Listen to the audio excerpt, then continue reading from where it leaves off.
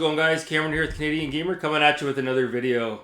Rolling out the old school camcorder today. I thought we'd scale things back production value wise and have a little bit of fun here. Haven't posted a video in a while, so I thought I'd throw a video out there. I don't have a lot to talk about, to be honest with you. I do, but you know, the videos that I would like to create take a little bit more time, editing, etc. So I thought I'd just put out a fun little video. You know, just kind of shoot the shit with you guys, see what you guys are up to. It's really hot right now in Ontario, Canada. And as much as I love being outside, when it's really muggy like this, it's not like the good hot. It's the kind of sticky mugginess where you just want to kind of stay inside. So, you know, there's a couple of things that we could talk about. I don't want to go too far into it. Obviously, the new Teenage Mutant Ninja Turtles game that was released on the weekend there. I haven't played it. I'm limited as to what I can say. But we're already a couple of days sort of removed from it. And it feels like the initial 24 to 48 hour hype train has kind of died down. So it'll be interesting to see if a couple months from now to a year from now, if this game is largely forgotten. Much like Streets of Rage 4, maybe you guys will argue with me on that, but I don't hear too many people talking about that one these days. Kind of forgotten, kind of lost with the sands of time, if you will. I find a lot of these games, even though they do get a physical release, it's not a physical release in the sense of like how it was back in the day where you've got the cartridge for the most part. You know, these physical releases, they get these limited run releases on PS4, Switch. It's just not as special, you know, to be honest with you. So if you are getting, you know, Shredder's Revenge, if you're getting a physical copy, kudos to you. You know, hopefully the full game is on the disc. Hopefully it's not just a gateway to give you access to a bunch of updates that are being held hostage on the server. So we'll see. The other thing is, Sonic Origins was released, what was it, yesterday? Or the day before? And again, I haven't played it. I'm limited as to what I can say.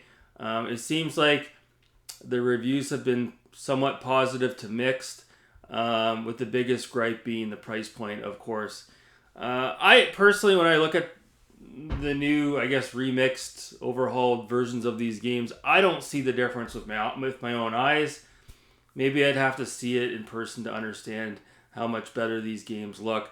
But to me, I've said it before and I'll say it again, nothing beats having the original hardware, my Sega Genesis, and having the original carts. You know, I do have somewhere here Sonic the Hedgehog 2 physical copy, and I don't care how good, you know, the restored from the ground up, you know, by Christian Whitehead himself, remake of Sonic 2 is on this new Origins collection. It can't possibly be as good as taking the original cart and putting it into my Sega Genesis on my CRT. There's no way you can replicate that experience. You know, even when you play these modern games and, you know, Sonic Origins as an example, they put these cheesy ass borders on it. So it gives your 16:9 your TV a 4:3 aspect ratio. Hopefully on that game, you've got the option to just have the blacked out sidebars. So, yeah, anyone who picked that up, kudos to you. Hopefully you're getting your money's worth. For me, I'd love to be able to pick up Sonic 3 and Sonic and Knuckles for the Genesis. I just haven't been able to find those games in the wild. I came across Sonic and Knuckles, I want to say last year, and I passed it up. It was like $15. I found it at a pawn shop. I went back recently, it was gone. So you snooze, you lose. Other than that, I want to post a separate video talking about it, but one of the reasons why I haven't been really posting a lot of videos is because I was participating quite a bit on the website speedruns.com. I sort of walked away from that for a bit. I gave it a bit of a rest. And the reason why is because I really dipped my toe in the water with Ferrari Challenge Portofino Pirelli, if that's how you pronounce it.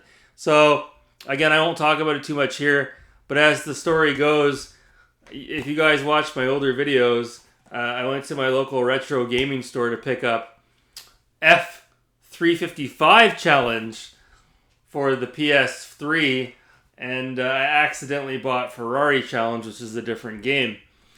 Well, I'm glad I bought the wrong game because this is absolutely incredible. Dare I say it's a Forza killer? And one of the reasons why I love this game so much is it's not so hardcore like Gran Turismo, where you start out with a bunch of crap can cars you don't even want to race with, and you have to grind your way to better cars. This just throws you right into a Ferrari 430, and the physics and the gameplay style is reminiscent of, you know, the original Forza on the original Xbox. But I'll get to it when I talk about it in a video talking about this game. But man, oh man, is it ever so good. And something I want to say about this, a little bit off topic, but the skybox in the game, the way the sun looks in the sky with the clouds and the haze, it's an accurate representation of what a sun should look like in a video game. And it's arguably the best depiction of a skybox or a sun that I've ever seen in a video game. It's really realistic. When you see these games like Red Dead Redemption 2, where they got the sun and the rays are flying at you and all this, you know, trickery effects of the sun, that's not necessary, to be honest with you, because when you see what it looks like in this game, and I'll have to show you video to further explain, this is how a sun should look. I know it sounds ridiculous that I'm talking about this, but these are small, minute, you know, attention to detail things I like to see in a video game that are often overlooked. Another thing too is whenever another car flies by you and it's like a hot sunny day, when the car passes you, you look at the car and it's almost like a mirage. It's got like a little bit of a blurriness to it. Very realistic. Kind of like, you know, if it was a hot summer day, and you know how it is when that heat is just scorching off the pavement, right? And let's say you're walking down the road, right? And you see a car coming at you, but it's blurry. It's being masked by the heat coming off the pavement. That's exactly what happens in this game. It looks absolutely incredible. And the other thing that's funny about it is this game came out on the PS3 as well, and believe it or not, it came out on the Wii. But out of those three versions, from what I can tell online, the PS3 version and the Wii version, they look really clean, you know, 720p, 1080p. But this game on the PS2, it's got like a grainy sort of, I don't know how to explain it. It's very similar to if you've played Need for Speed Hot Pursuit 2 on the PS2. It's not crystal clear image. It's kind of grainy, and that adds a lot of charm to it. So I'm kind of happy I picked this up for the PS2 and not the PS3, to be honest with you. And there was a sequel to this called Supercar Challenge, and it was only released in the PAL region. So I'm tempted to pick that up, but I don't think that would play on my PS3. I don't know if the PS3 is region locked or not. Maybe you guys can help me out with that and let me know, help me understand. But yeah, Ferrari Challenge, I'm not even scratching the surface. You know, the way that the other cars race around on the track, you could be in first place and you're going around. Typically, you got to do 8 laps on each track. And you could be on like lap 6 or lap 7 and you're in the lead. And you do one wrong thing, like go off the pavement, and they're nipping at your tail. The NPC's like right behind you and they'll pass you. But then you could be racing down the track and all of a sudden 2 cars ahead of you may have spun out of control and they're off on the dirt or on the grass. Very realistic, not rubber band AI whatsoever.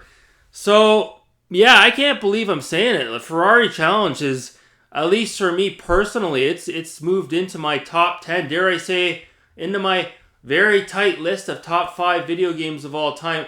Maybe not top 5 video games of all time, but of what is considered my favorite, my personal favorite. And I would probably say, out of all the PS2 games that I have, because I have a fairly extensive collection, again, this may be polarizing for me to say this, but This is probably my most favorite PS2 game. I can't believe it. I'm blown away by it. It's a 10 out of 10 for me. No complaints whatsoever. I'm in love with this game. I haven't felt like this since I played Doom 3 on the Xbox 360. Did I ever get, so overwhelmed with good juju with Ferrari Challenge? It's absolutely incredible. I do want to get F355 Challenge at some point if I can find it for the PS2. And the reason why they call these games the Challenge is because not so much Ferrari Challenge, but F355 Challenge.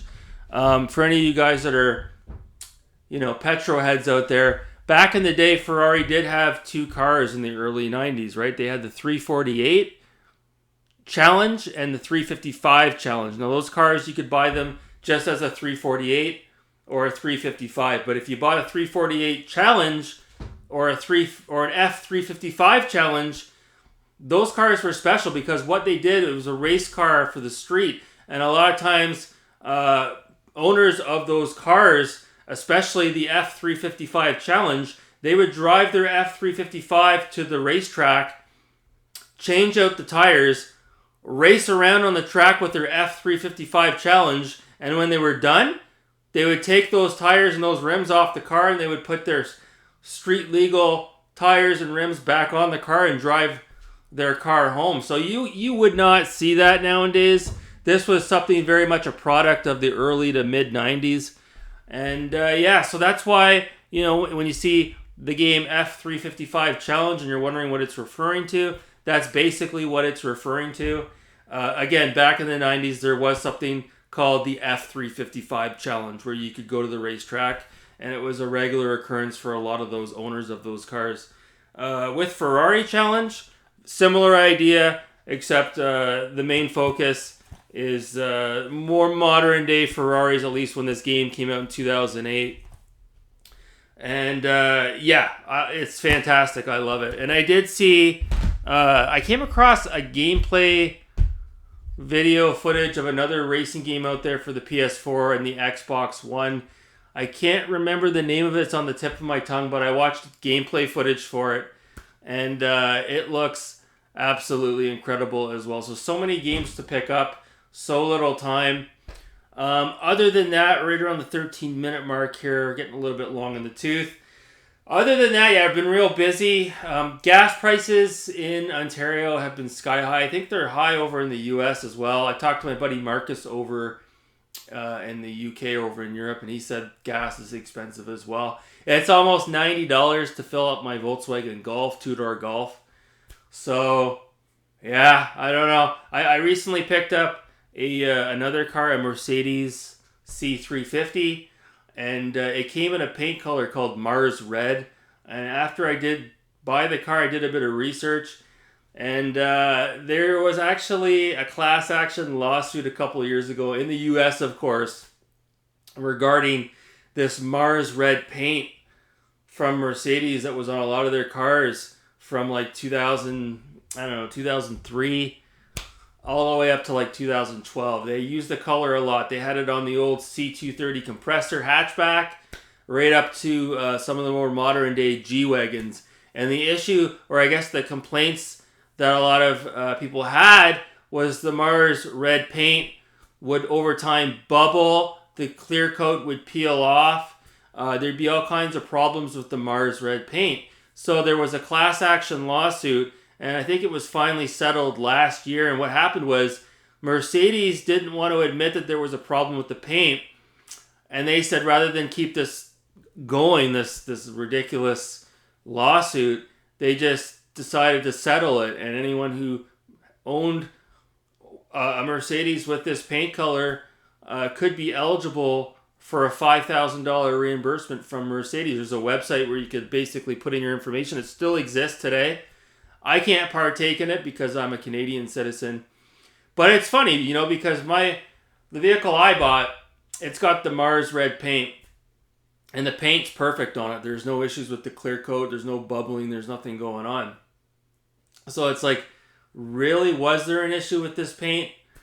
Or was it just a bunch of disgruntled owners down in the US that maybe lived in a hotter state. Maybe they didn't wax their cars and the paint started to peel. I don't know. Who knows? Maybe there is an issue. Maybe because it's cooler climate up here in Canada, the cars aren't as susceptible to the rust with this paint color. I don't know. But it's funny because when I was driving into town today, somebody passed me and they had I'm not quite sure what roadster it was. It was more of a high-end, maybe a CLK AMG for sure. Mercedes Roadster. It was really nice. Quad exhaust, and it was the Mars red paint as well. So, yeah, if you're out on the road and you see a Mercedes-Benz from, let's say, 2004 upwards to, I want to say, maybe 2012, and you see it in the red color, it's probably the Mars red paint. And take a closer look at it. If you see that it's bubbling or peeling, let me know. If not, again, I don't know if there's any legitimacy to this lawsuit. Who knows, right? But I thought it was interesting enough to talk about it. A little bit off topic. I know I've been talking a lot about automobiles and cars lately on this channel. It's just something that I'm really passionate about. Other than that, with regards to speedrun.com, good buddy Alphanerd still running hot laps on OutRun. And he was chasing down basically the king of OutRun. His name was JFred99. And Alphanerd was able to actually capitalize and sort of take away all the gold medals from JFred, almost all of them, with the exception of, I believe, one, Route A. And then JFred, this guy JFred from Philadelphia, he saw that Alphanerd took his gold medals, and JFred's been streaming like 5, 6, 7, 8, 9, 10 hours a day, trying to get all his gold medals back. So it's just funny because Steve Alphanerd, when he obtained the fastest times in OutRun, so he's pretty much the fastest in OutRun in the entire world. He's got the world record. He didn't spend hours and hours and hours. He spent a couple hours here and there, but this guy, JFred, he grinds. He grinds all day and all night.